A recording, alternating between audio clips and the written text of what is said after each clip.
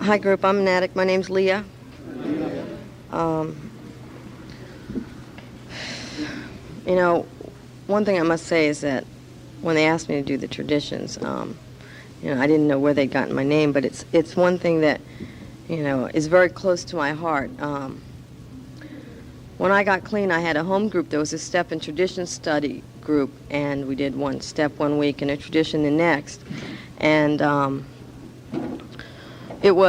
our business meetings were very long also, and, I learned most of what, I learned about Narcotics Anonymous and about getting involved and staying involved and being part of the solution in that group. At the time, we had like a member of the World Policy Committee, the area chairperson, a member of World Lit, a member of World PI in this group. And anytime a question would come up, since when we go through the traditions and people would use examples, I would hear about this committee or that committee and how it's gone through this and how World PI decided to deal with attraction versus promotion and this. And it got me curious about things. And the more curious I got, the more questions I asked. And the more involved I got. And one of the things our third tradition talks about is that membership is not automatic. It's something that we earn. We're a member when we say we are, but that implies a certain responsibility on the member. If I consider myself a member of NA and the NA saved my life, I better be willing to participate in Narcotics Anonymous because we make it what it is, and it can be as good as we are or as bad as we are. And I've seen it at both, and it's something that I dearly love. I've seen unity at work, and then I've seen, recently over the illegal basic text issue, and I have to say that, I definitely think our text costs too much, and I'm not crazy about the 4th and 9th tradition that we have right now, but that's my personal opinion. But during that time, I was waking up with nightmares because I saw friends of mine fighting and not speaking, people who got clean 8 years ago together and have been together ever since, not speaking to each other and fighting over it. And when I see something like that come up in our fellowship, and I see it pitting addicts against each other instead of working together, it really scared me because, I've bet my life on NA, and, it hurts me when I see that kind of disunity in our fellowship. And, in the basic text, it talks about that the individual is precious to the group, as the group is precious to the individual. I have a home group now that, I've been a member of for a couple of years now, and, and it means a lot to me. And, and I make it there. It's on Friday nights. I won't make it tonight, but, it's the only time I don't make it is when I happen to have to when I go out of town to a convention. I've watched that group struggle, and I've watched that group grow over a long period of time now. I remember when there used to be 3 of us in the room and we weren't on the meeting list. It took a while to get us on there. And after about a year, we were like, maybe we should just throw in the towel. Because sometimes there'd be between 3 and 8 of us. And the group has grown to about 40 people now, and it's 2 years old, and we got on the meeting list a month ago. And I submit the changes for our area meeting list. So people every time they'd come out, they'd say, how come we're not on it? And I'd say, I don't know why, because I put it in every time. But the group grew in spite of us by word of mouth. And,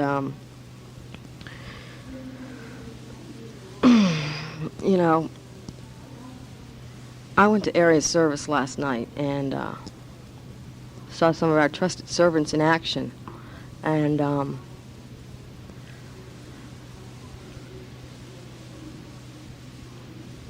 it was not very attractive because what I found was, and what I found over the years, is that area service GSRs have an average clean time of about 6 months.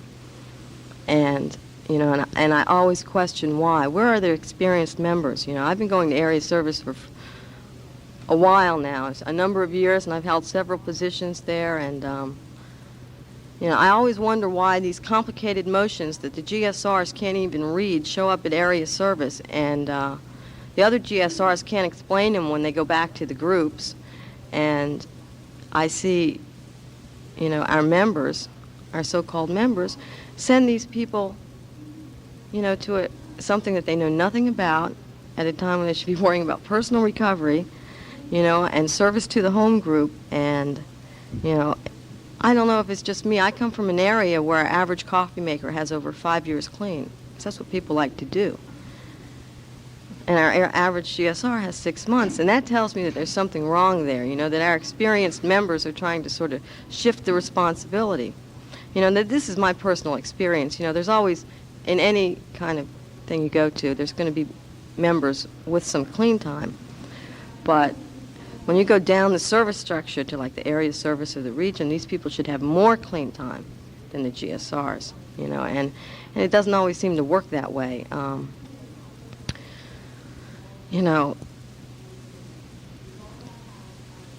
It's just as, I don't know. The traditions are something that, I feel that every member has the responsibility to learn and understand a little bit about, because, if we don't understand, they're non-negotiable, and they're what keeps Narcotics Anonymous alive, and that's why they need to be studied, and there's a lot of personal interpretation on the traditions, and that's all right as long as we stay within our framework. I might feel differently on some things than other people do about the traditions, but, the bottom line is, that I follow them to the best of my ability. And, one thing I hear a lot from people, in early recovery is, oh, I don't have time for those now.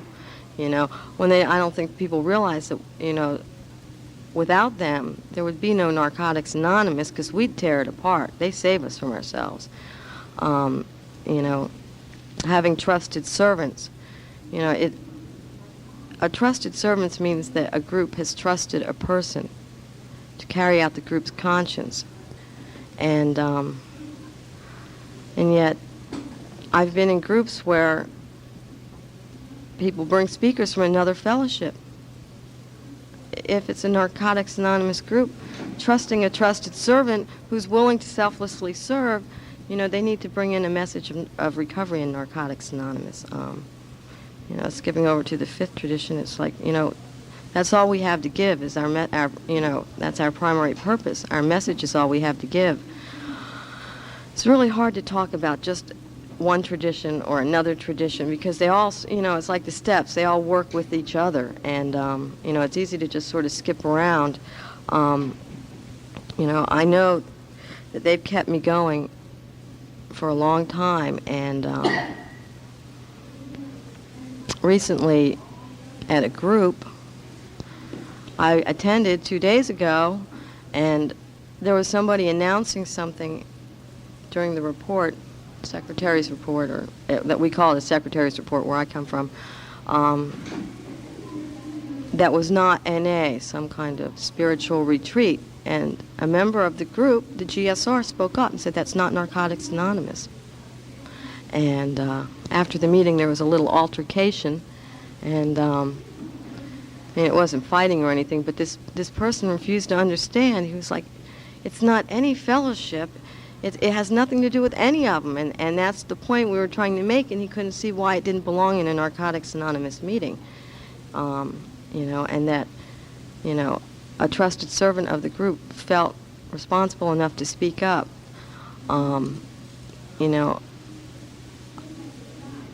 Lately I've been working on trying not to speak up and not to get involved. For a long time I've been sort of very involved in a lot of things, and people will always come to me and ask me about a lot of things, and I've been trying to sort of keep quiet and let people learn their own way and sort of get a little peace of mind. I go to area service now, and after having been in ASR and been involved, and people ask me a lot of questions, I sit in the back of the room and I'm the area treasurer, and I just take the money, and I have to worry about the books, so I don't even really have time to listen to what's going on, and it's sort of nice. Sometimes I'll hear something and shake my head, and it's not really that bad. It's just that our GSRs, by some of the questions that are asked, you can see they haven't been around long enough to understand what they're doing there, and they're doing the best they can. I just question our older members, because where I come from, there are a lot of people with a lot of clean time, a lot of clean time. I really don't have a lot more to say. I could sort of go on about the traditions for a long time and get into 3 and 5 together. But, you know, for me, I'm an addict, and I find the empathy here in the rooms of Narcotics Anonymous, you know, to share my common experiences with other addicts and to share the solutions that I've gone through. You know, I think that's what membership means to me, is that I come here, I try and reach out, I try and talk to people that, you know, are new. I always look around at the beginning of the meeting when they're asking if anybody's at their first NA meeting or if they're out of town or new, so I can go up and talk to them, you know, try to, after the meeting, if they don't bolt out the door, and just at least say hello so they know that they're welcome, and that's important for me. I guess we're going to open this meeting up, and thanks for letting me share. I'd like to thank the committee for asking me.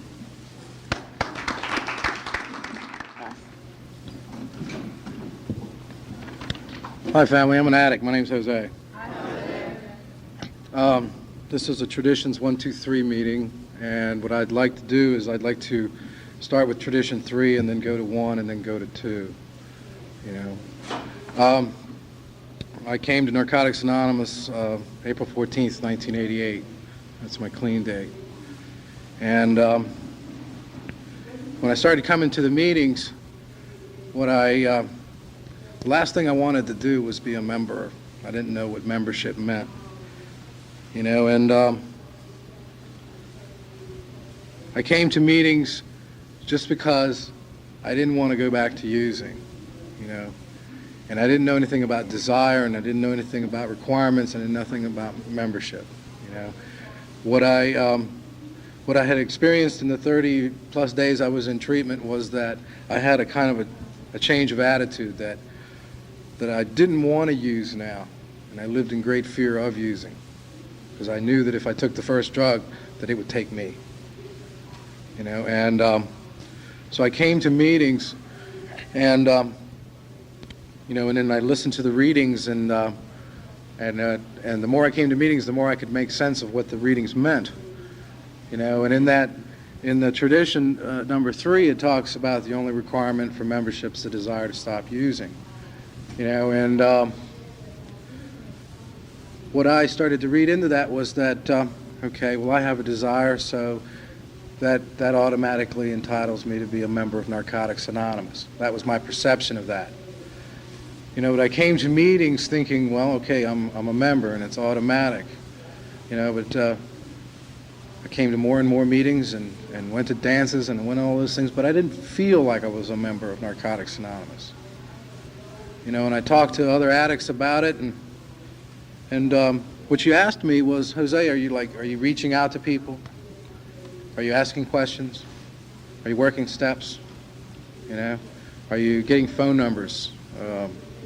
Are you sharing your honesty, open-mindedness, and willingness? And I said, no. I'm just coming to meetings. I'm staying clean. He said, that's why you don't feel like a member. You know, there's in the paper it talks about, you know, it's plain and simple that anybody who has a desire can be a member of Narcotics Anonymous. But my experience has shown that, you know, in order for me to feel like a member, it takes a little bit more effort on that, you know. You know, our text used to talk about honest desire, and it doesn't anymore. It just talks just about a desire, you know. And what I've gotten from that is that when I feel like I'm a member of Narcotics Anonymous, that I'm trying to do the best that I can every day, not just for myself, but for others, you know. And that's totally against my nature, because I'm self-centered and self-seeking, and I want everything for me, you know. But you people have taught me, to give back what it was freely given to me. In that sense, my experiences with newcomers and in sponsorship, I've been given the ability to look at someone else and and try not to measure their desire, because what you people showed me, that desire is just it's a longing for something, and it's hard to measure it, and I don't know if it can be measured. I don't know which one of you will stay clean tomorrow or today.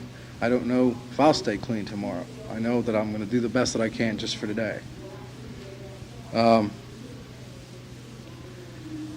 in that sense, I started to learn about unity. Our first tradition talks about, I'm not sure on all this, our common welfare should come first. Personal recovery depends on NA unity.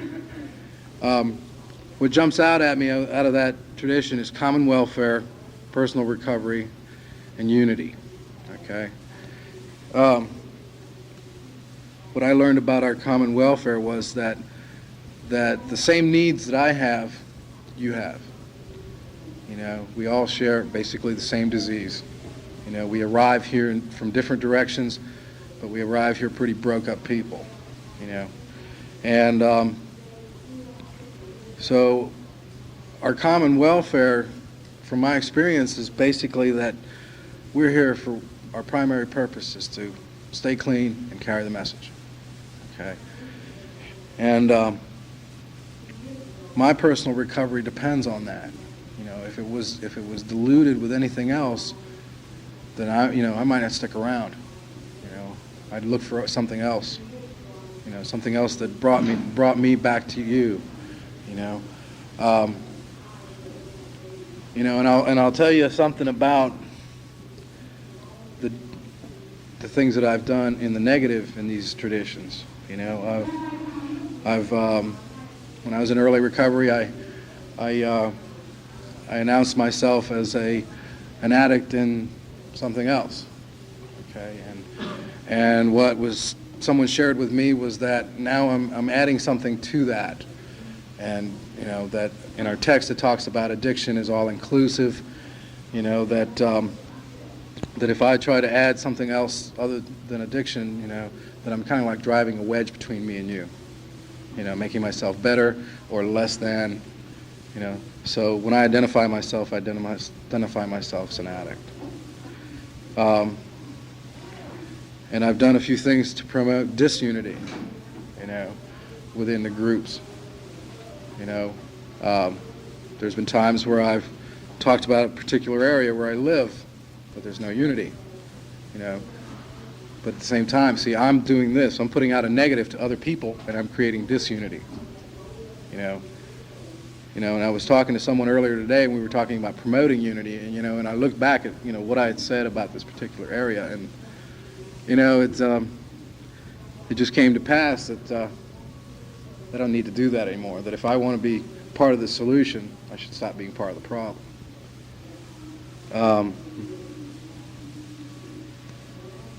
As far as our common welfare, what I first learned about unity was that meetings were held on time, that they were structured, not necessarily organized, but they were structured. There was a meeting that took place at a certain time. It covered a certain subject or something in a common interest.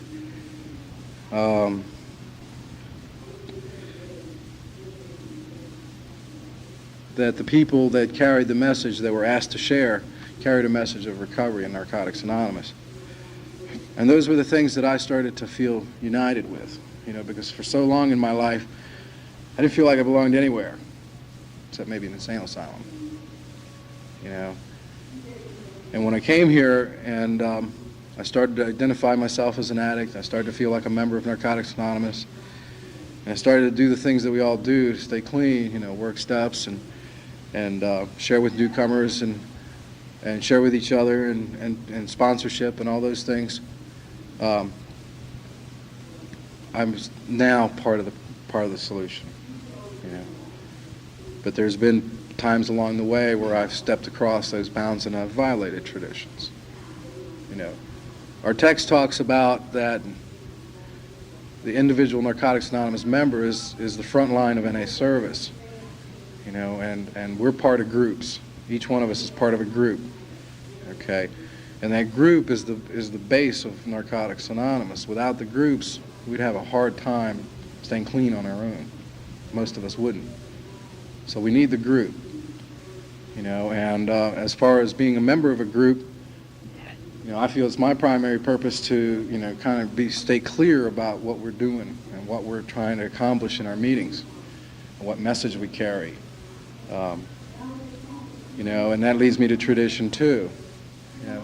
When I got clean, I became part of a home group out in South Baltimore. What the people in this group did for me to make me feel part of, I had about 60 days clean, and they asked me to be part of a home group workshop. And I said, sure, I'll come, but why do you want me to come? I don't have that much clean time, and what can I offer?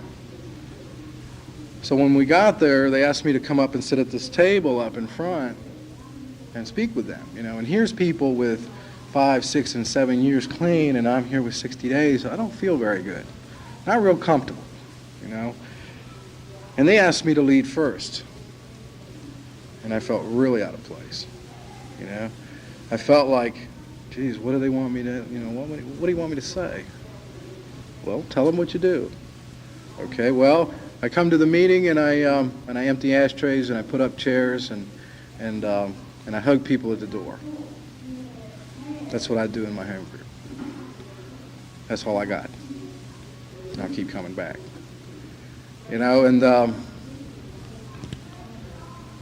What I looked at was these people with all this clean time. I felt accepted.